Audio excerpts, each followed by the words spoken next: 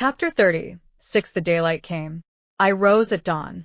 I busied myself for an hour or two with arranging my things in my chamber, drawers, and wardrobe, in the order wherein I should wish to leave them during a brief absence. Meantime, I heard St. John quit his room. He stopped at my door. I feared he would knock. No, but a slip of paper was passed under the door. I took it up. It bore these words: "You left me too suddenly last night. Had you stayed but a little longer, you would have laid your hand on the Christian's cross and the angel's crown. I shall expect your clear decision when I return this day fortnight. Meantime, watch and pray that you enter not into temptation. The spirit, I trust, is willing, but the flesh, I see, is weak. I shall pray for you hourly. Yours, St. John."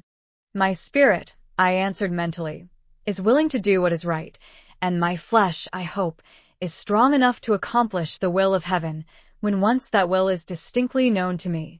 At any rate, it shall be strong enough to search, inquire, to grope an outlet from this cloud of doubt, and find the open day of certainty.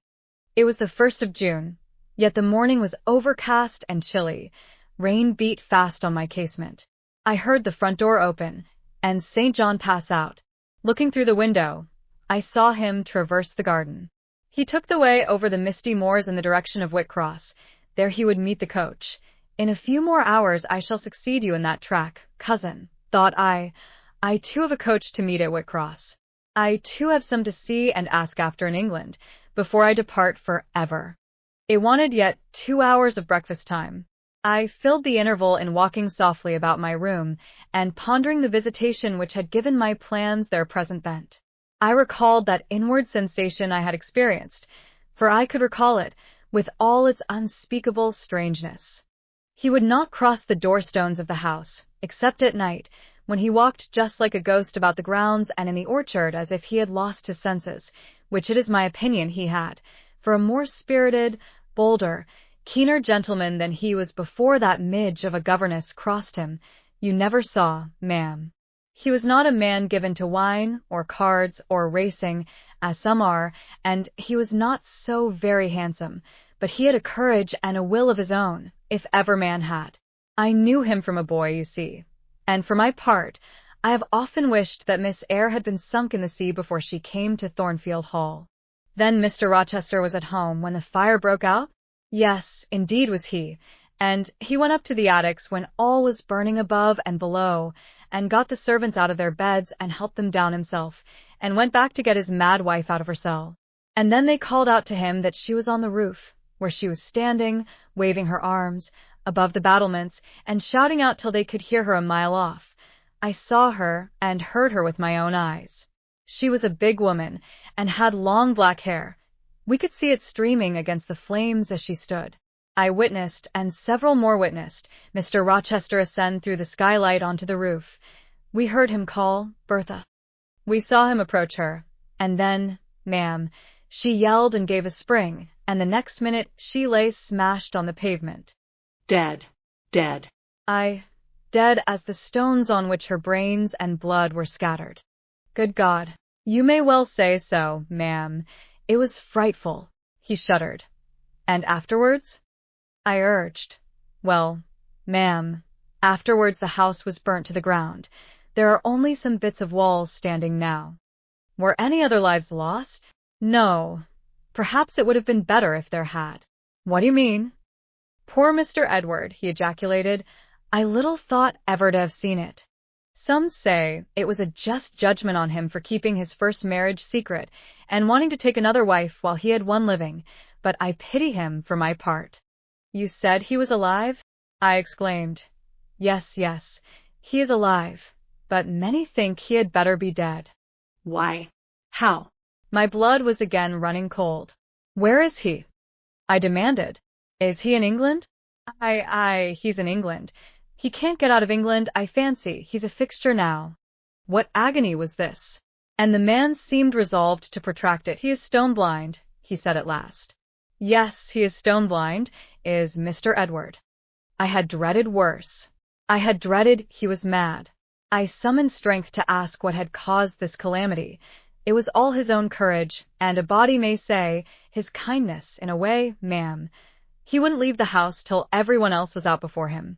As he came down the great staircase at last, after Mrs. Rochester had flung herself from the battlements, there was a great crash, all fell.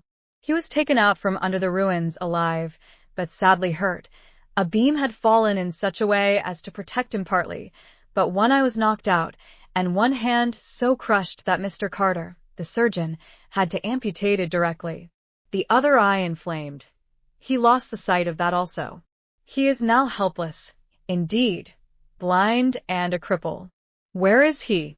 Where does he now live? At Ferndean, a manor house on a farm he has, about 30 miles off. Quite a desolate spot. Who is with him? Old John and his wife. He would have none else. He is quite broken down, they say. Have you any sort of conveyance? We have a chaise, ma'am, a very handsome chaise. Let it be got ready instantly, and if your postboy can drive me to Ferndean before dark this day, I'll pay both you and him twice the hire you usually demand. I recalled the voice I had heard. Again I questioned whence it came, as vainly as before. It seemed in me, not in the external world. Asked, was it a mere nervous impression, a delusion? I could not conceive or believe. It was more like an inspiration. The wondrous shock of feeling had come like the earthquake which shook the foundations of Paul and Silas's prison. It had opened the doors of the soul's cell and loosed its bands. It had wakened it out of its sleep, whence it sprang trembling, listening, aghast, then vibrated thrice a cry on my startled ear, and in my quaking heart, and through my spirit, which neither feared nor shook, but exulted as if in joy over the success of one effort it had been privileged to make, independent of the cumbrous body.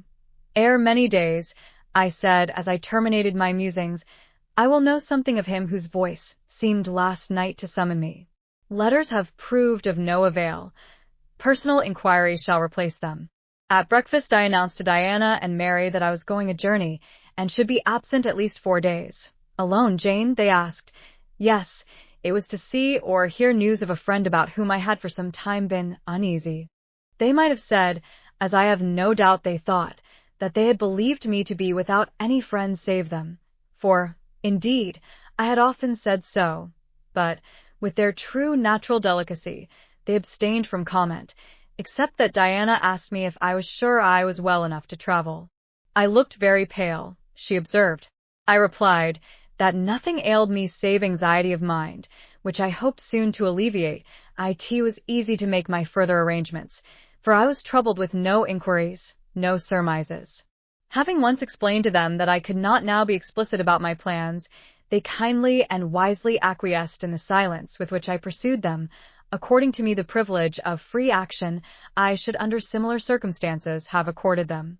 I left Moor House at 3:00 p.m., and soon after, for I stood at the foot of the signpost of Whitcross, waiting the arrival of the coach, which was to take me to distant Thornfield. Amidst the silence of those solitary roads and desert hills, I heard it approach from a great distance. It was the same vehicle whence, a year ago, I had alighted one summer evening on this very spot. How desolate and hopeless and objectless! It stopped as I beckoned. I entered, not now obliged to part with my whole fortune as the price of its accommodation. Once more on the road to Thornfield, I felt like the messenger pigeon flying home. It was a journey of 36 hours. I had set out from Whitcross on a Tuesday afternoon, and early on the succeeding Thursday morning the coach stopped to water the horses at a wayside inn, situated in the midst of scenery whose green hedges and large fields and low pastoral hills, how mild of feature and verdant of hue compared with the stern North Midland moors of Morton, met my eye like the lineaments of a once familiar face. Yes, I knew the character of this landscape. I was sure we were near my bourne. How far is Thornfield Hall from here? I asked of the ostler. Just 2 miles, ma'am, across the fields. My journey is closed, I thought to myself. I got out of the coach, gave a box I had into the ostler's charge, to be kept till I called for it, paid my fare, satisfied the coachman, and was going. The brightening day gleamed on the sign of the inn, and I read in gilt letters, "The Rochester Arms." My heart leapt up. I was already on my master's very lands. It fell again. The thought struck it. Your master himself may be beyond the British Channel, for aught you know, and then, if he is at Thornfield Hall, towards which you hasten, who besides him is there? His lunatic wife, and you have nothing to do with him. You dare not speak to him or seek his presence. You have lost your labor. You had better go no farther, urged the monitor. Ask information of the people at the inn. They can give you all you seek. They can solve your doubts at once. Go up to that man, and inquire if Mr. Rochester be at home. The suggestion was sensible, and yet I could not force myself to act on it. I so dreaded a reply that would crush me with despair. To prolong doubt was to prolong hope. I might yet once more see the hall under the ray of her star. There was the stile before me, the very fields through which I had hurried, blind, deaf, distracted with a revengeful fury tracking and scourging me, on the morning I fled from Thornfield. Ere I well knew what course I had resolved to take, I was in the midst of them. How fast I walked! How I ran sometimes! How I looked forward to catch the first view of the well-known woods! With what feelings I welcomed single trees I knew, and familiar glimpses of meadow and hill between them. At last the woods rose. The rookery clustered dark. A loud cawing broke the morning stillness. Strange delight inspired me. On I hastened.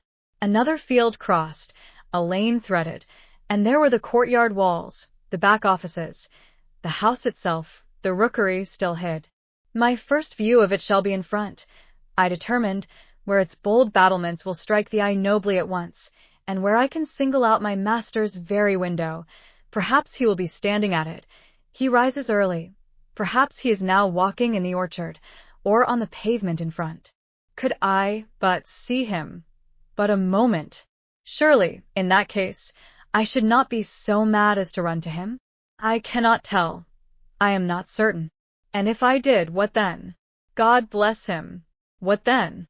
Who would be hurt by my once more tasting the life his glance can give me? I rave. Perhaps at this moment he is watching the sun rise over the Pyrenees, or on the tideless sea of the south. I had coasted along the lower wall of the orchard, turned its angle.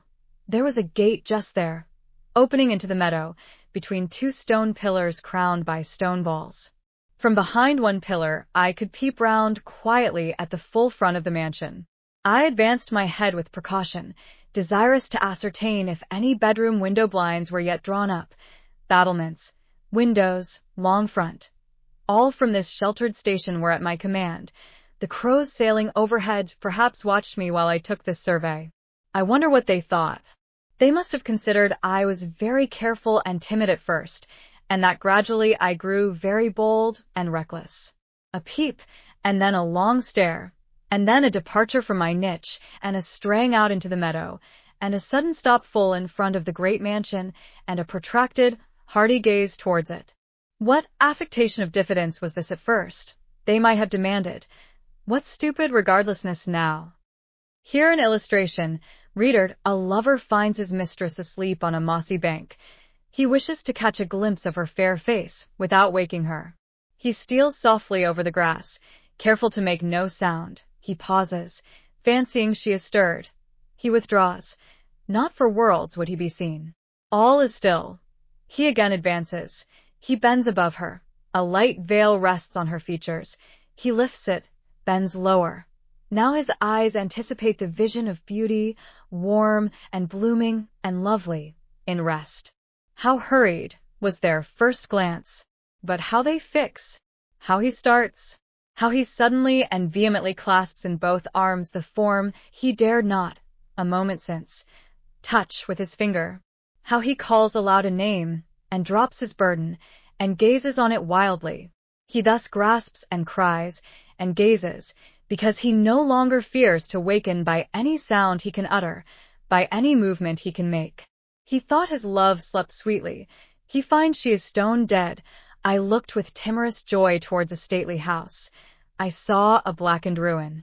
No need to cower behind a gatepost, indeed.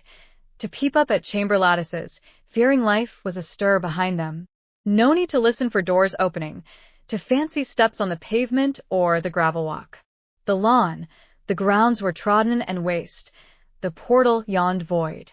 The front was, as I had once seen it in a dream, but a shell-like wall, very high and very fragile-looking, perforated with painless windows. No roof, no battlements, no chimneys. All had crashed in, and there was the silence of death about it, the solitude of a lonesome wild. No wonder that letters addressed to people here had never received an answer, as well dispatch epistles to a vault in a church aisle. The grim blackness of the stones told by what fate the hall had fallen, by conflagration. But how kindled? What story belonged to this disaster? What loss, besides mortar and marble and woodwork, had followed upon it? Had life been wrecked as well as property? If so, whose? Dreadful question. There was no one here to answer it, not even dumb sign, mute tokened. And wandering round the shattered walls and through the devastated interior, I gathered evidence that the calamity was not of late occurrence. Winter snows, I thought, had drifted through that void arch, winter rains beaten in at those hollow casements, for, amidst the drenched piles of rubbish, spring had cherished vegetation. Grass and weed grew here and there between the stones and fallen rafters. And, oh, where meantime was the hapless owner of this wreck?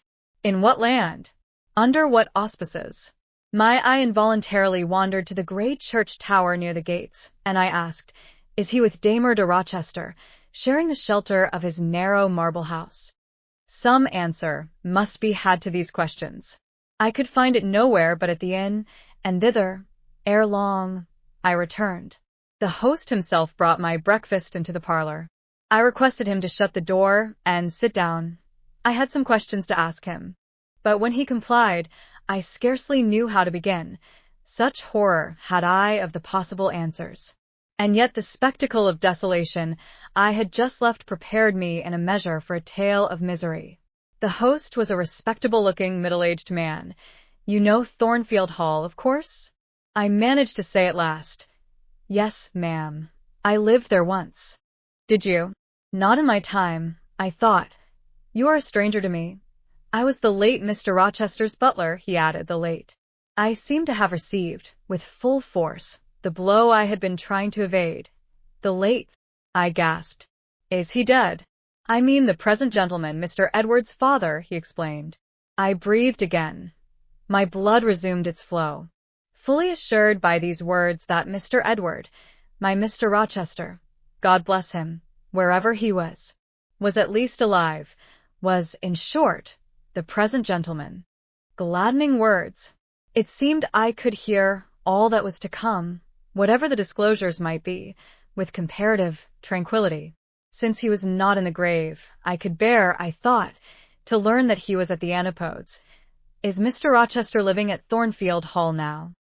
I asked, knowing, of course, what the answer would be, but yet desirous of deferring the direct question as to where he really was. No, ma'am. Oh, no. No one is living there. I suppose you are a stranger in these parts, or you would have heard what happened last autumn. Thornfield Hall is quite a ruin. It was burnt down just about harvest time. A dreadful calamity. Such an immense quantity of valuable property destroyed. Hardly any of the furniture could be saved. The fire broke out at dead of night, and before the engines arrived from Millcote, the building was one mass of flame. It was a terrible spectacle. I witnessed it myself. At dead of night, I muttered. Yes, that was ever the hour of fatality at Thornfield. Was it known how it originated? I demanded. They guessed, ma'am. They guessed. Indeed, I should say it was ascertained beyond a doubt. You are not perhaps aware, he continued, edging his chair a little nearer the table and speaking low, that there was a lady, a lunatic, kept in the house. I have heard something of it.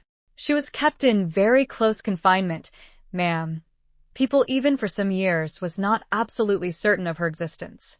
No one saw her.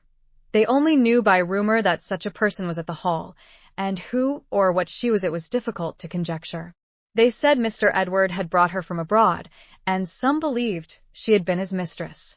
But a queer thing happened a year since, a very queer thing.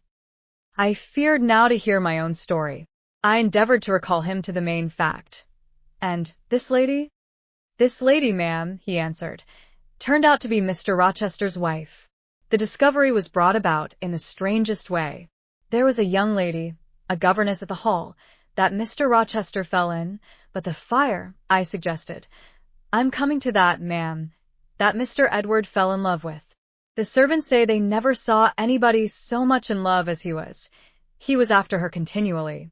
They used to watch him, servants will, you know, ma'am, and he set store on her past everything. For all, nobody but him thought her so very handsome. She was a little small thing, they say, almost like a child.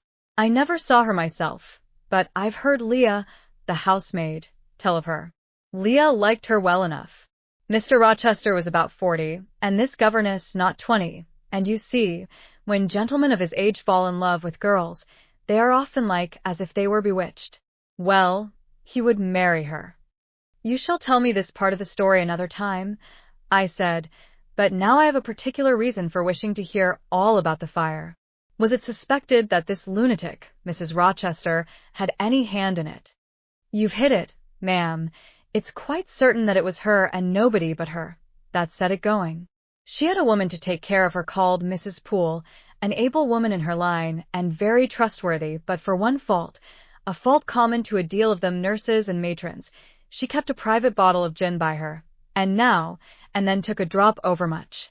It is excusable, for she had a hard life of it, but still it was dangerous, for when Mrs. Poole was fast asleep after the gin and water, the mad lady, who was as cunning as a witch, would take the keys out of her pocket, let herself out of her chamber, and go roaming about the house, doing any wild mischief that came into her head. They say she had nearly burnt her husband in his bed once, but I don't know about that. However, on this night, she set fire first to the hangings of the room next her own, and then she got down to a lower story and made her way to the chamber that had been the governess's. She was like as if she knew somehow how matters had gone on and had a spite at her, and she kindled the bed there, but there was nobody sleeping in it, fortunately. The governess had run away 2 months before, and for all Mr. Rochester sought her as if she had been the most precious thing he had in the world, he never could hear a word of her, and he grew savage, quite savage on his disappointment. He never was a wild man, but he got dangerous after he lost her. He would be alone, too. He sent Mrs. Fairfax, the housekeeper, away to her friends at a distance, but he did it handsomely, for he settled an annuity on her for life, and she deserved it. She was a very good woman. Miss Adele, a ward he had, was put to school. He broke off acquaintance with all the gentry, and shut himself up like a hermit at the Hall. What? Did he not leave England? Leave England? Bless you, no.